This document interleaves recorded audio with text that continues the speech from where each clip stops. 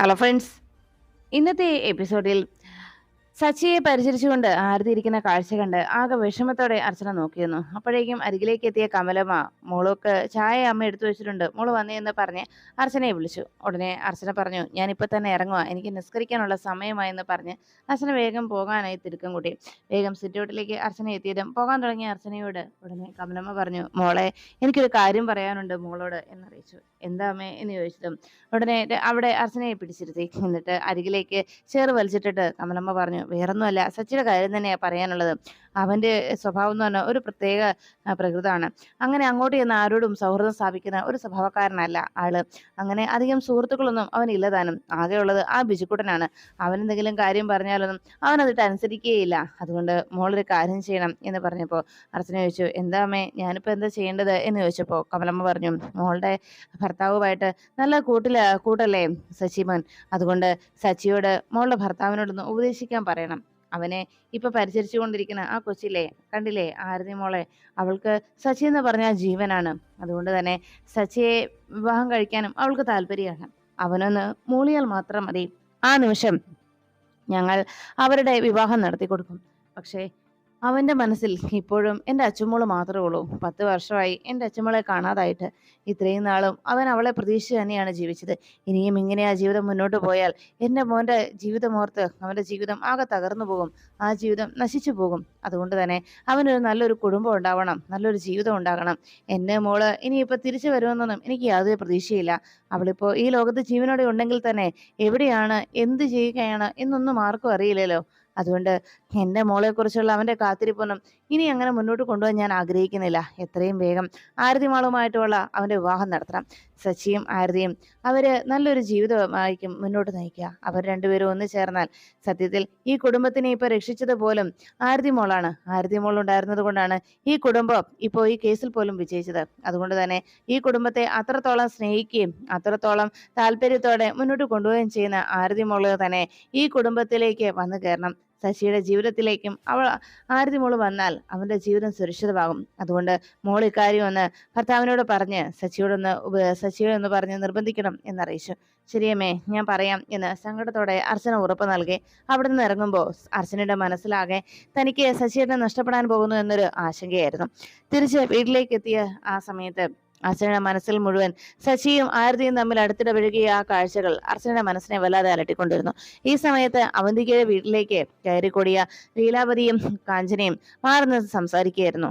അമ്മ എന്താ ഇങ്ങനെ ആലോചിച്ചിരിക്കുന്നതെന്ന് കാഞ്ചന അന്വേഷിച്ചപ്പോ ലീലാവതി പറഞ്ഞു, മോളെ നമ്മൾ ഒരു വിധത്തിൽ ഈ വീട്ടിലേക്ക് കയറിക്കൂടി.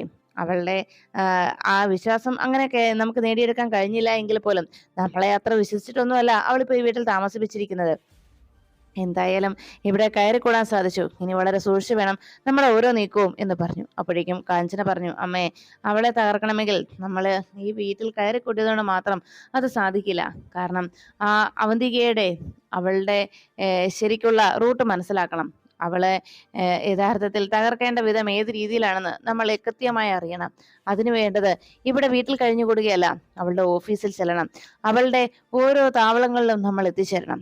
എന്നാൽ മാത്രമേ അവളെ പൂർണ്ണമായി ഇല്ലാതാക്കാൻ നമുക്ക് കഴിയൂ. അവളെ തകർത്തെറിയാൻ നമുക്ക് സാധിക്കണമെങ്കിൽ അവളുടെ ബിസിനസ്സിൽ കൃത്യമായിട്ട് ആ ബിസിനസ് എന്താണെന്നും അവളുടെ ബിസിനസ് എങ്ങനെ ഇല്ലാതാക്കാം എന്നതിനെ കുറിച്ച് ആലോചിക്കണമെന്ന് കാഞ്ചന പറഞ്ഞു.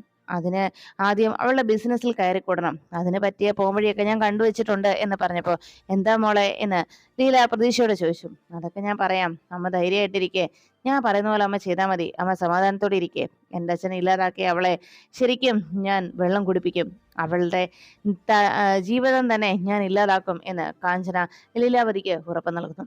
അതിനുശേഷം അർച്ചന കാണുന്നത് ഗോകുലും രാജീവും ചേർന്ന് മദ്യപിക്കുന്ന കാഴ്ചയായിരുന്നു. വീട്ടിലിരുന്ന് ആ ബാൽക്കണിയിലിരുന്ന് അവർ രണ്ടുപേരും പരസ്പരം മദ്യപിക്കുന്നത് കണ്ട് ആകെ വേദനയോടെ അർച്ചന നോക്കിയിരുന്നു. ഗോകുല് രാജീവ് ഗോകുലിന് മദ്യം ഒഴിച്ചു കൊടുക്കുന്നതിനിടയിൽ രാജീവ് ഗോകുലിനോട് പറഞ്ഞു, അളിയ ഇന്ന് ഒരു പ്രധാനപ്പെട്ട കുറെ നാളുകളായി ഞാൻ അന്വേഷിച്ചുകൊണ്ടിരിക്കുന്ന ആ കേസിന് ഉടനെ തന്നെ ഒരു തീർപ്പുണ്ടാകാൻ പോവാ. ഒരു വലിയ പ്രമാദമായിട്ടുള്ള കേസാണിത് എന്ന് പറഞ്ഞു.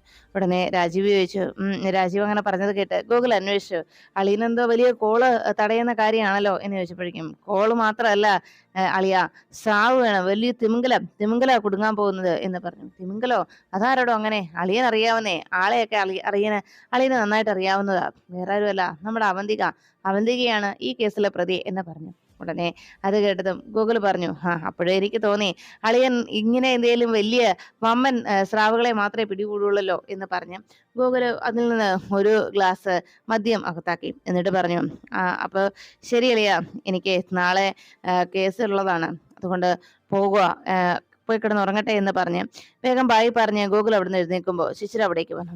ശിശിര ഈ കാഴ്ച കണ്ടിട്ട് രാജുവിനോട് തട്ടിക്കയറി. അതെ, നിങ്ങൾ ഈ വീട് ഒരു ബാറാക്കാനാണോ ഉദ്ദേശിച്ചിരിക്കുന്നത് എന്ന് ചോദിച്ചപ്പോഴേക്കും, ബാറോ? അതെന്താ നീ അങ്ങനെ പറയുന്നത് എന്ന് ചോദിച്ചപ്പോൾ രാജുവിനോട് പറഞ്ഞു, അതെ, നിങ്ങൾ മദ്യപിച്ചോ, അതിന് ഞാനൊന്നും പറയില്ല, പക്ഷേ ഗൂഗിളിനെ കൂടി ഈ ദുശീലം ശീലിപ്പിക്കരുത് എന്ന് പറഞ്ഞത്. ഓ ശരി, ആയിക്കോട്ടെ, അപ്പൊ നാളെ മുതൽ ഞാൻ വേറൊരു സ്ഥലത്ത് വീട് മാറി വേറൊരു സ്ഥലത്ത് ഇരുന്ന് മദ്യപിച്ചോളാം. ഞാൻ വീട് മാറിയാൽ മതിയല്ലോ, അപ്പൊ അവിടെ നിന്നെക്കാളും സുന്ദരിയായ ഒരു പെണ്ണ് എനിക്ക് കമ്പനിക്ക് ഉണ്ടാവുകയും ചെയ്യും. എന്താ? അപ്പോ ശിശിരക്കുട്ടി ഔട്ട്, ആ സുന്ദരിക്കുട്ടി ഇൻ എന്ന് പറഞ്ഞ് വേഗം ആ മദ്യക്കുപ്പി എടുത്തുകൊണ്ട് രാജീവ് എഴുന്നേറ്റ് പോകുമ്പോൾ ശിശിര ആ കലിയോടെ നോക്കി. എനിക്ക് മനസ്സിലാവുന്നുണ്ട്, എന്നെ ഒഴിവാക്കിയിട്ട് ആ സുന്ദരിക്കുട്ടി എന്ന് പറഞ്ഞത് നിങ്ങൾ പറഞ്ഞത് ആ സമ്പൃതയല്ലേ? നിങ്ങളുടെ മനസ്സിൽ ഇപ്പൊ ഒന്നും നടക്കാൻ പോകുന്നില്ല എന്നെല്ലാം മനസ്സിൽ കലി തുള്ളിക്കൊണ്ട് ശിശിര അറിയിച്ചു. ഗോകുൽ നേരെ മുറിയിലേക്ക് വന്ന് കയറുമ്പോൾ അവിടെ അർച്ചന കാത്തു നിൽക്കുകയായിരുന്നു. ഗോകുൽ അകത്തേക്ക് കയറി വന്നതും അർച്ചനയെ കണ്ട് ആകെ ഞെട്ടലോടെ വേഗം ആ ചെയറിലേക്ക് ചെന്നിരുന്നു. അർച്ചന ചോദിച്ചു, ഗോകുൽ എന്തിനാണ് ഈ ആവശ്യമില്ലാത്ത ദുശീലങ്ങളൊക്കെ എന്ന് ചോദിച്ചപ്പോഴേക്കും, ഞാനങ്ങനെ മുഴുവനായിട്ടും ഒരു മദ്യപാനിയൊന്നും അല്ലടോ എന്ന് പറഞ്ഞപ്പോഴേക്കും, എങ്കിലും ഇപ്പോ ഇതിന്റെ ആവശ്യമുണ്ടോ ഗോകുൽ? ഇത്രത്തോളം ഗോകുൽ ഈ രീതിയിൽ മദ്യപിച്ച് ഈ ഒരു അവസ്ഥയിൽ ജീവിക്കേണ്ട കാര്യമുണ്ടോ എന്ന് ചോദിച്ചപ്പോഴേക്കും ഗോകുൽ പറഞ്ഞു, എടോ, മദ്യപിച്ച് സ്വന്തം ഭാര്യയെയും കുഞ്ഞിനെയും കൊന്നവനെ എനിക്കറിയാം. അവന്റെ കേസ് ഞാൻ വാദിച്ചിട്ടുണ്ട്. മദ്യപിച്ച് ഭാര്യയും മക്കളെയും ഉപദ്രവിച്ച ആ മദ്യപാനിയെ ഇല്ലാതാക്കിയ, അയാളെ കൊല ചെയ്ത ഭാര്യയുടെ കേസും ഞാൻ വാദിച്ചിട്ടുണ്ട് എന്ന് പറഞ്ഞു. അത്രത്തോളം മാരകമാണ്, അത്രത്തോളം കുടുംബത്തെ തകർക്കുന്ന ഒരു മഹാവിപത്താണ് ഈ മദ്യം, അതും എനിക്കറിയാം എന്ന് ഗോകുൽ പറഞ്ഞു. ഇത് കേട്ടതോടെ അർച്ചന ചോദിച്ചു, അപ്പോൾ എല്ലാം അറിഞ്ഞു വെച്ചുകൊണ്ടാണ് ഗോകുൽ ഈ മദ്യം സേവിക്കുന്നതല്ലേ എന്ന് ചോദിച്ചപ്പോ, എടോ, ഇടയ്ക്കല്ലേ ഞാനിത് കഴിക്കുന്നുള്ളൂ, അങ്ങനെ വലിയൊരു മദ്യപാനി ഒന്നും അല്ലടോ ഞാൻ. ജീവിതത്തിൽ പലപ്പോഴും പലതും നഷ്ടപ്പെടുമ്പോ ഓരോ മനുഷ്യർക്കും ചേഞ്ചസ് ഉണ്ടാവുമല്ലോ. സത്യത്തിൽ ഓരോ സെക്കൻഡിലും പുതിയ പുതിയ കോശങ്ങൾ ഉണ്ടാവുന്ന നമ്മുടെ ഈ മനുഷ്യ ശരീരം തന്നെ ഒരു മാറ്റത്തിന് വലിയൊരു ഉദാഹരണമല്ലേ എന്ന് ചോദിച്ചപ്പോഴേക്കും ഉടനെ അർച്ചന ചോദിച്ചു, അത് ശരി ഗോകുൽ, ഈ പറഞ്ഞു വരുന്നത് എന്താ? ഇങ്ങനെ മാറ്റങ്ങൾ ഉണ്ടാക്കണമെന്ന് നിർബന്ധമുണ്ടോ? മനുഷ്യരുടെ സ്വഭാവത്തിൽ മാറ്റങ്ങൾ വരുത്തണമെന്ന് നിർബന്ധമുണ്ടോ എന്ന് അർച്ചന ചോദിച്ചപ്പോഴേക്കും ഗൂഗിൾ പറഞ്ഞു, എടോ, അങ്ങനെയല്ല ഞാൻ ഉദ്ദേശിച്ചത്. സത്യത്തിൽ ഈ ലോകത്ത് ആരും ആർക്കും സ്വന്തമല്ലടോ എന്ന് താൻ പറഞ്ഞു കേട്ടിട്ടില്ലേ എന്ന് ചോദിച്ചു. അത് കേട്ടതോടെ അർച്ചന പറഞ്ഞു, അങ്ങനെയൊന്നും ഇന്നേ വരെ ആരും പറഞ്ഞതായിട്ട് ഞാൻ കേട്ടിട്ടില്ല. പിന്നെ ഇത് സ്വന്തമായിട്ട് കണ്ടെത്തിയ വാക്യാണെന്ന് എനിക്ക് തോന്നുന്നത് എന്ന് അർച്ചന പറഞ്ഞതും, അങ്ങനെയാണെങ്കിൽ അങ്ങനെ എന്ന് പറഞ്ഞ് ഗൂഗിൾ ചിരിച്ചു.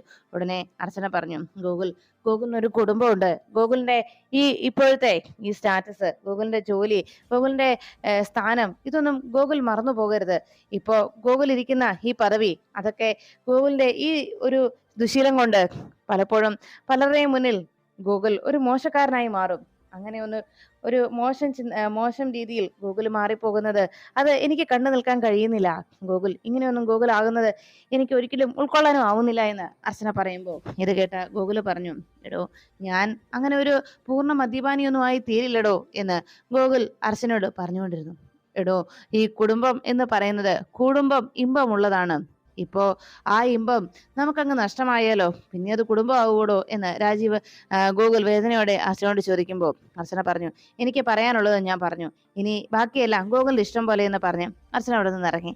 അപ്പോഴേക്കും അർച്ചന താഴേക്ക് ഇറങ്ങി ചെല്ലുമ്പോൾ അവിടെ ആ ഹാളിൽ വേദനയോടെ ഇരിക്കുകയായിരുന്നു ശോഭനയെ കണ്ടതും അരികിലേക്ക് എത്തി അർച്ചന ഒന്നും മിണ്ടാതെ പോകാൻ തുടങ്ങുമ്പോൾ ശോഭ പറഞ്ഞു, മോളെ ഒന്ന് നിന്നേ, പെട്ടെന്ന് അർച്ചന പിന്തിരിഞ്ഞു നോക്കി. എന്താ അമ്മേ എന്ന് ചോദിച്ച് അരികിലേക്ക് എന്നത്. മോളെ, എനിക്ക് നിന്നോടൊരു കാര്യം പറയാനുണ്ട്.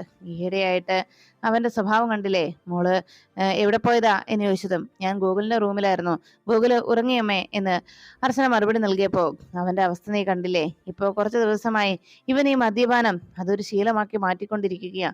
അവന്റെ ജീവിതം അവൻ തന്നെ നശിപ്പിച്ചുകൊണ്ടിരിക്കുക. ഇതിനൊക്കെ കാരണം ഇനി മോൾക്ക് മാത്രമേ ഈ പ്രശ്നങ്ങൾക്ക് ഒരു പരിഹാരം ഉണ്ടാക്കാൻ കഴിയൂ എന്ന് പറഞ്ഞപ്പോ അർച്ചന ചോദിച്ചു, ഞാൻ എന്ത് ചെയ്യാനാമേ? അമ്മ എന്താ പറഞ്ഞു വരുന്നത് എന്ന് അർച്ചന അന്വേഷിച്ചതും ശോഭ പറഞ്ഞു, മോളെ വേറൊന്നുമല്ല, എന്റെ മോന്റെ ജീവിതം തകർന്നുകൊണ്ടിരിക്കുകയാണ്. അവനെ ഈ തകർച്ചയിൽ നിന്ന് രക്ഷപ്പെടുത്താൻ നിനക്ക് മാത്രമേ കഴിയൂ. കഴിഞ്ഞ 10 വർഷക്കാലമായി നിന്റെ ഭർത്താവായി നിന്നെ മാത്രം മനസ്സിൽ ധ്യാനിച്ച് നിന്നെ മാത്രം ചിന്തിച്ച് ജീവിച്ചവനാണ് എന്റെ മോൻ. അവന്റെ ജീവിതം ഇങ്ങനെ തകർന്നു പോകുന്ന കണ്ടു നിൽക്കാൻ എനിക്കാവുന്നില്ല.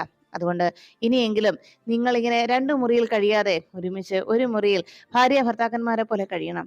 നീ അവന്റെ ശരിക്കും നിന്റെ എല്ലാ അർത്ഥത്തിലും നീ അവന്റെ ഭാര്യയായി മാറണം.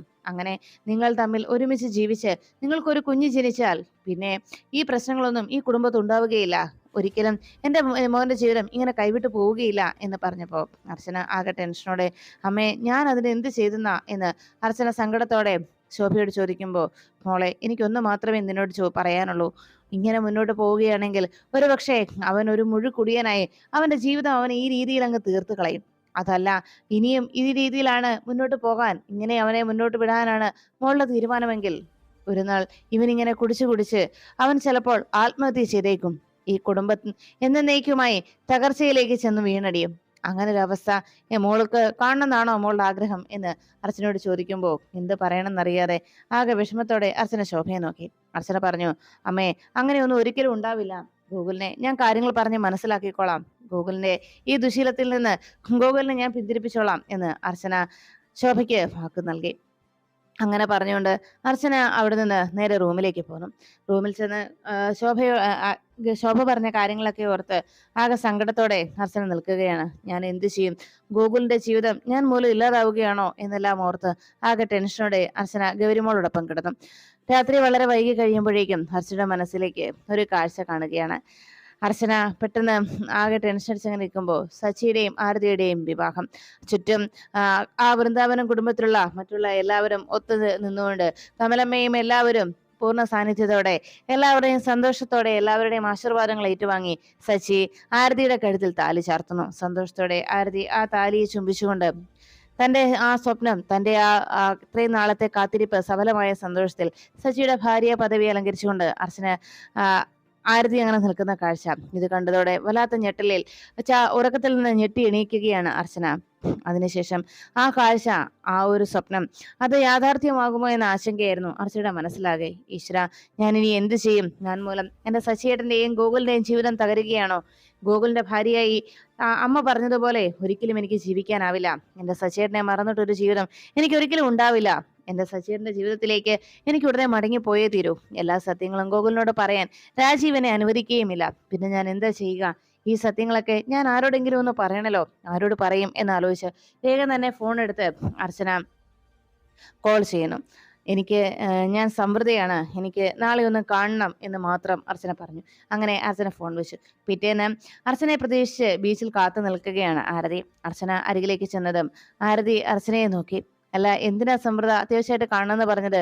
ഗോകുൽ സാറിന് എന്തെങ്കിലും പ്രശ്നമുണ്ടോ? എന്തെങ്കിലും കുഴപ്പമുണ്ടോ എന്നൊക്കെ അർച്ചനയോട് വല്ലാത്ത ടെൻഷനോട് ആരതി അന്വേഷിച്ചു. അപ്പോഴേക്കും അർച്ചന പറഞ്ഞു, അതെ, എനിക്കിപ്പോ ഒരു കാര്യം പറയാനാ ഓർമ്മ വരുന്നത്.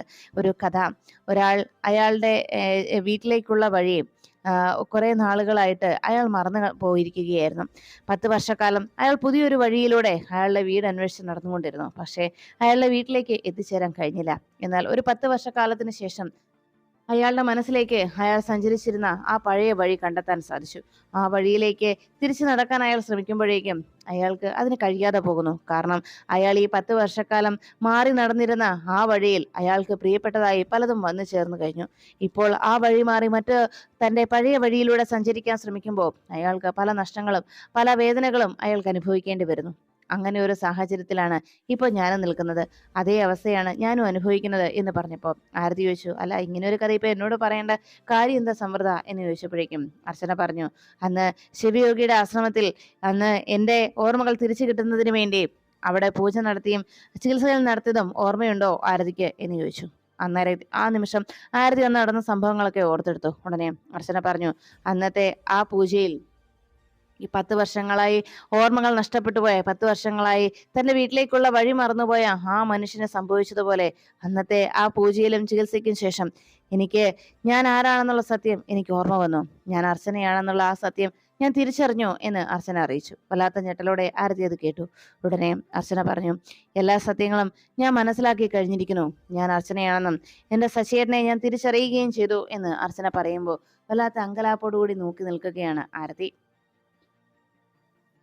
സച്ചിയേട്ടൻ എന്റേതാണെന്നും സച്ചിയേട്ടനെ ഇനി സച്ചിയേട്ടന്റെ ഭാര്യാസ്ഥാനത്ത് ആരതിക്ക് ഒരിക്കലും ചെന്ന് നിൽക്കാനാവില്ല എന്നും സച്ചിയേട്ടൻ തന്റേത് മാത്രമാണ് എന്ന സത്യം ആരതിയോട് ഉറക്കെ വിളിച്ചു പറഞ്ഞുകൊണ്ട് സച്ചിയേട്ടന്റെ ജീവിതത്തിലേക്ക് കടന്നുകൂടാനോ സച്ചിയേട്ടനുമായി ഒരു നല്ലൊരു ജീവിതം സ്വപ്നം പോലും ആരതി കാണുക പോലും ചെയ്യരുതെന്നും ആരതി സഞ്ചരിച്ച വഴിയിൽ എപ്പോഴെങ്കിലും ആരതിക്ക് തെറ്റ് പറ്റിയിട്ടുണ്ടോ എന്നും അർച്ചന ആരതിയോട് ചോദിക്കുമ്പോൾ ആ ചോദ്യങ്ങൾ കേട്ട് എന്ത് പറയണമെന്നറിയാതെ ആകെ ഞെട്ടിത്തെറിച്ച് നിൽക്കുകയാണ് ആരതി.